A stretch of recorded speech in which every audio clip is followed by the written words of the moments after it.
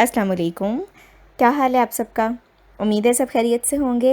पिछली वीडियो में मैंने आपको बताया था कि अगर आपके घर पे कोई दावत हो रही है तो आप किस तरह से दावत का मेन्यू जो है वो सेट कर सकते हैं, और मैंने आपको 5 सैम्पल मेन्यूज़ भी बताए थे। मुझे उम्मीद है वो वीडियो आपको अच्छी लगी होगी, और अगर आपने अभी तक वो वीडियो नहीं देखी तो पहले आप वो वीडियो देख लीजिए, क्योंकि ये वीडियो जो है उसी वीडियो का पार्ट 2 है। और आज की वीडियो में मैं आपको बताऊंगी कि अगर आपके घर पे दावत है तो कितने अफराद के लिए आप किस मिकदार में खाना बनाएं। अच्छा जी, इससे पहले कि मैं आपको बताऊं कि कितने अफराद के लिए आपने कितना खाना बनाना है, दो चीज़ें जो हैं वो मैं कहना चाहूँगी। देखें, सबसे पहली बात तो ये है कि डिपेंड करता है कि आपके मेहमान जो हैं वो कितने खुश खुराक हैं। बाज़ लोग जो हैं वो बहुत थोड़ा थोड़ा खाना डाल के खाते हैं दावत में, और कुछ लोग ऐसे होते हैं जो जब दावत पे आएँ तो सही तरीके से इंजॉय करके और मज़े से खाना खाते हैं। तो इस वजह से ये डिपेंड करता है कि आपके मेहमान जो हैं वो कितने खुश खुराक हैं। तो इस वजह से आपने जो भी मैं हिसाब बताऊँ, आप अपने हिसाब से इसको कम या ज़्यादा कर सकते हैं। दूसरी अहम बात ये है कि ये भी डिपेंड करता है कि आपने खाना जो है वो एक जगह पे सर्व करना है या दो जगह पे। बाज़ दफ़ा मेहमान आएँ तो इस तरह से भी होता है कि हम मर्दों को अलग खाना सर्व कर देते हैं और औरतों को अलग सर्व कर देते हैं। तो अगर इस तरह से है कि आपने दो जगह पे खाना सर्व करना है तो उस सूरत में भी आपको खाने की मिकदार जो है वो थोड़ी सी ज़्यादा रखनी पड़ेगी।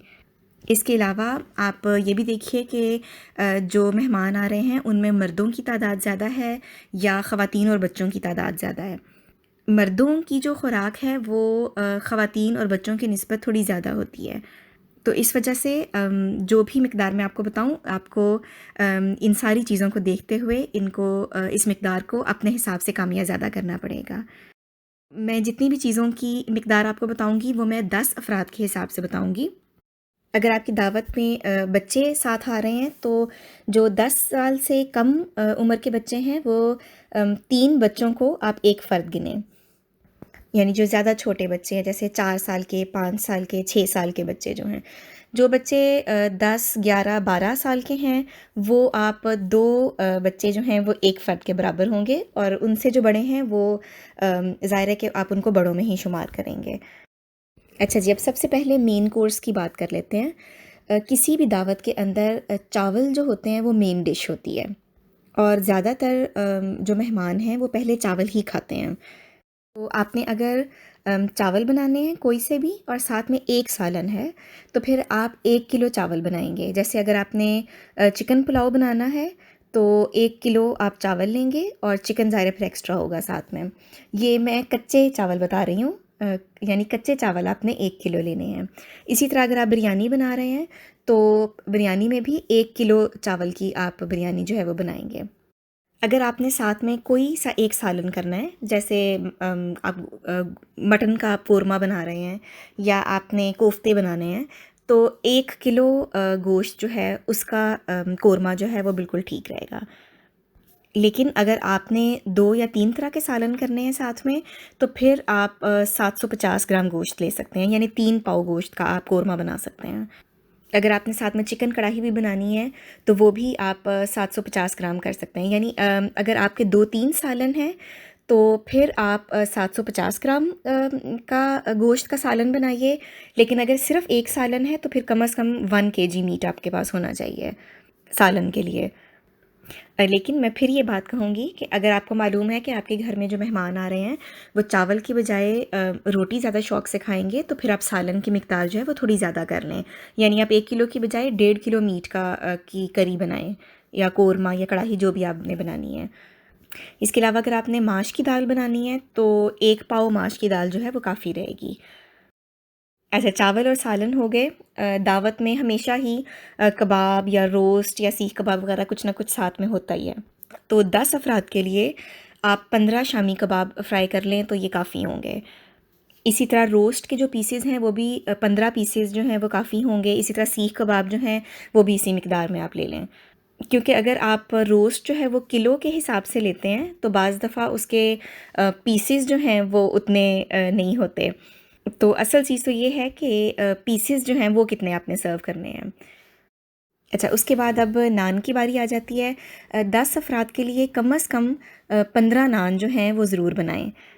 अच्छा, मैंने वैसे नोट किया है कि दावत में अक्सर जो मर्द हज़रात होते हैं वो चावल की निस्बत सालन जो है वो खाना ज़्यादा पसंद करते हैं, जैसे नान के साथ ना।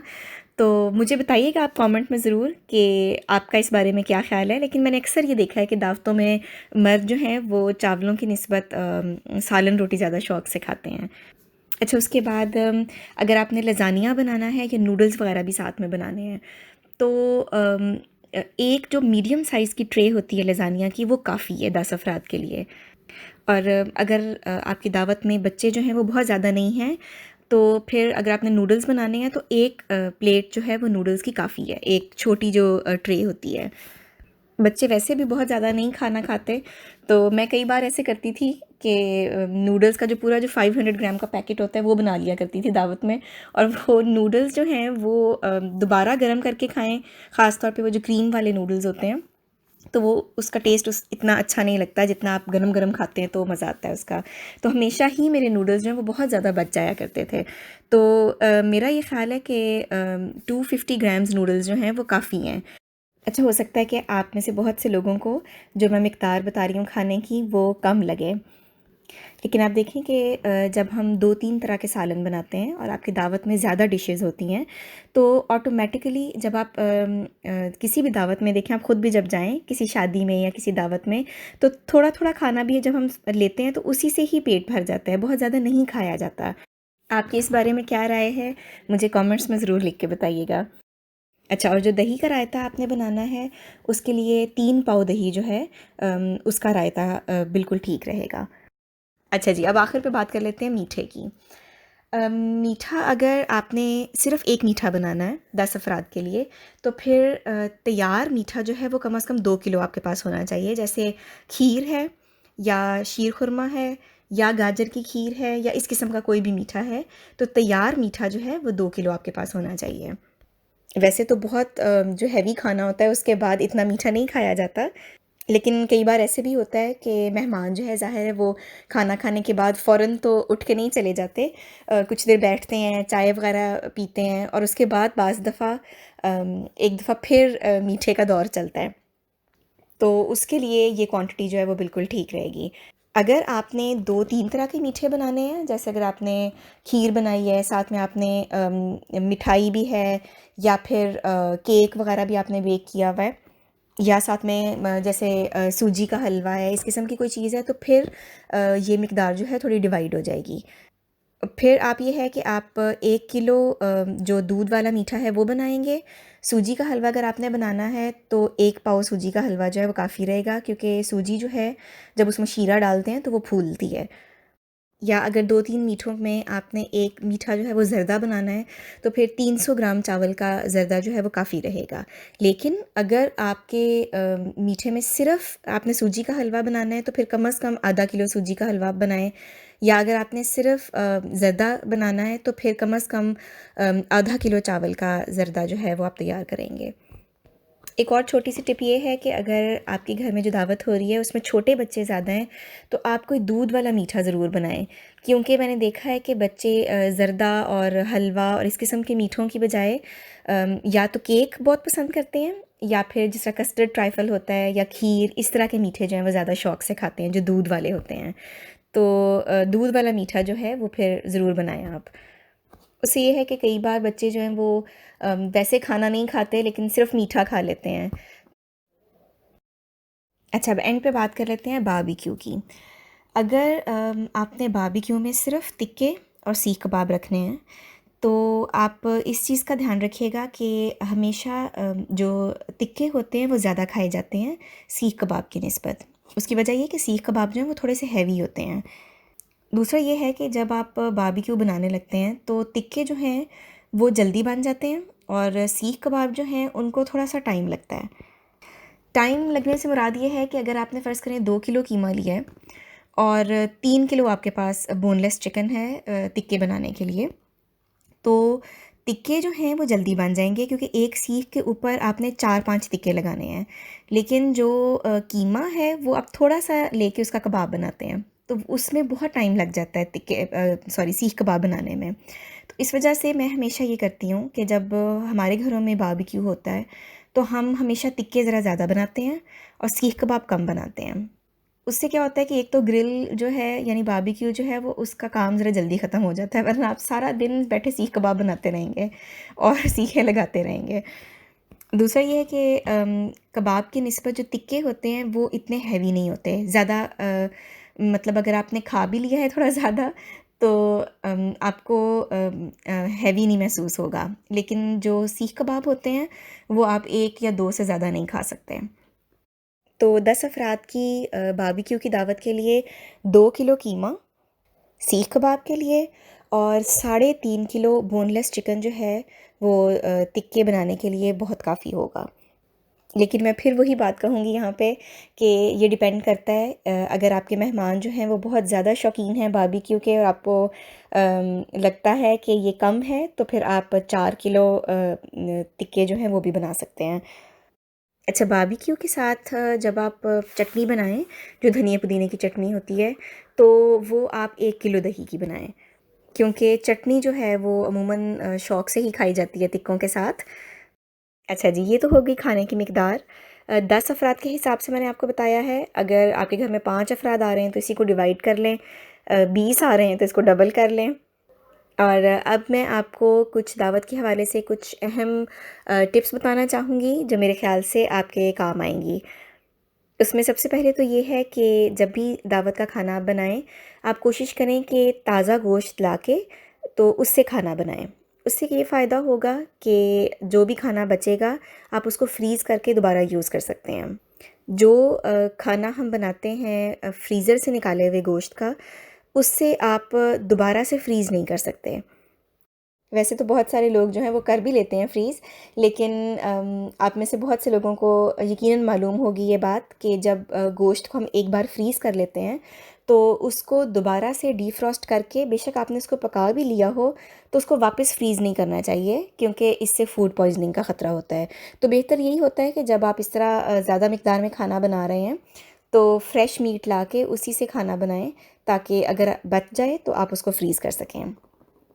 जो लोग पाकिस्तान में रहते हैं या ऐसी जगहों पे रहते हैं जहाँ पे इर्द गिर्द काफ़ी सारी पाकिस्तानी फैमिलीज़ होती हैं, तो उनके लिए तो आसानी होती है कि अगर खाना बच गया है तो आप तोहफ़तन किसी तरफ भिजवा सकते हैं, या पाकिस्तान में तो बहुत से गरीब लोग जो हैं उनमें आप खाना जो है वो दे सकते हैं। लेकिन बाहर के ममालिक में बहुत से ऐसी जगह हैं जहाँ पे आपको करीब करीब कोई भी पाकिस्तानी फैमिलीज़ नहीं होंगी। तो जब खाना बच जाता है तो या तो आपको ज़ाया करना पड़ता है, या आप उसी को खा खा के खुद ख़त्म करते हैं। तो इसलिए मेरी कोशिश हमेशा ये होती है कि मैं फ़्रेश मीट के साथ बनाऊँ, ताकि बिलफ़र्ज़ अगर खाना ज़्यादा बच जाए तो उसको दोबारा से इस्तेमाल किया जाए, क्योंकि बहुत दुःख होता है जब हमें खाना जो है ख़राब हो जाए और उसको आप कूड़े में फेंकें। दूसरी अहम टिप ये है कि अगर आपने खाना जो है वो 2 जगह पे सर्व करना है, तो उसके लिए एक तो हमारे पास जो डिनर सेट्स होते हैं, जो पाकिस्तान में आम डिनर सेट्स मिलते हैं, उनके साथ जो सर्विंग बोल्स होते हैं वो काफ़ी बड़े साइज़ के होते हैं।